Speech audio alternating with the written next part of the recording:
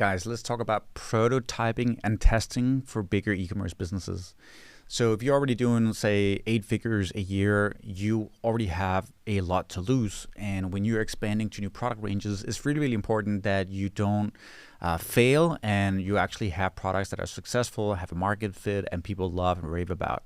So how do you actually achieve that? And I think this data-driven approach is going to be really, really helpful for you, especially if right now things are done more on like hunches and gut feeling and so forth.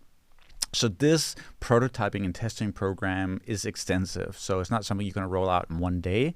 But if you understand the premises and the benefits, I think you are going to go find a way to make it work for your business.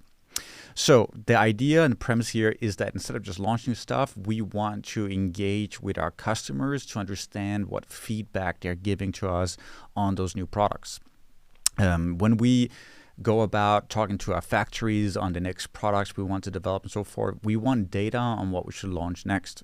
So the first thing you really want to do before you even start prototyping is understanding what your customers want. And I've talked about that in previous videos, but basically it's pretty simple. You set up an automated flow in your email campaigns to survey your customers about what they want to see next, colorways, scents, flavors, product expansions, and so forth. Once you have that data, it's time to prototype. And when you start prototyping, it's really important that you have a great relationship with your factory. That means you need to be able to go there in person and work the floor until you're happy with the product.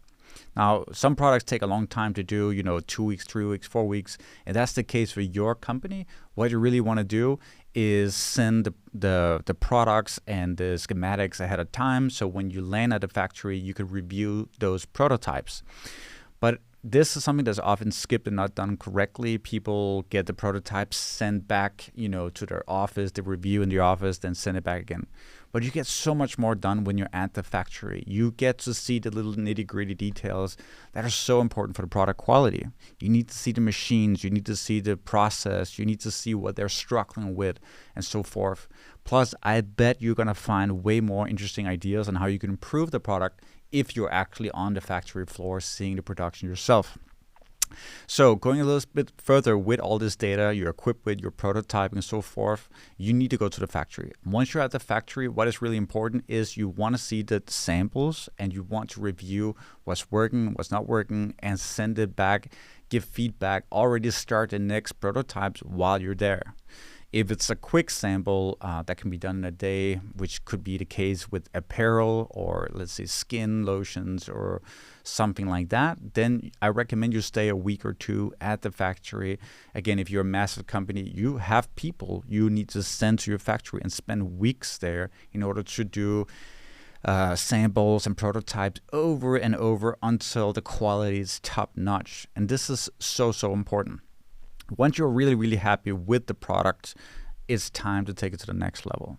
And instead of just rolling it out and seeing what the customers like, you want to invite a specific target audience within your customers to try the product. And the way you get these beta testers is simply to announce, and that can again be through Instagram, social media, or email, who would like to be involved in beta testing on your products. And obviously you will give the product for free. You might give other incentives in order for them to take time to carefully review the products. So it's really important to have a good sample size, and depending on how big your company is, you might need 50 or 100 beta testers to try this out. So you have your prototypes, you get it produced at the factory, and now it's time to take it back home and then send it out to your customers.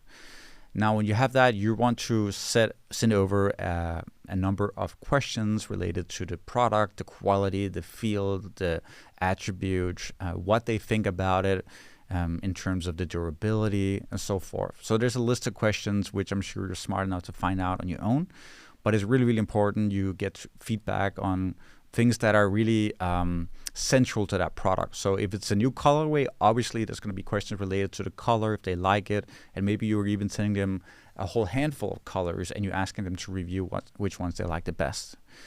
The problem with most big e-com brands is they don't take time to do this, and they're just so focused on just like smashing out new products. They have no data, and over time the quality just suffers.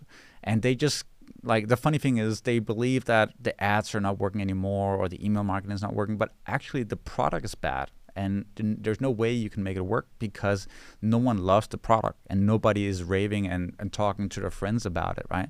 So actually it's a product issue, not an ad issue. And most of the times when brands cannot scale is simply due to the product not being amazing.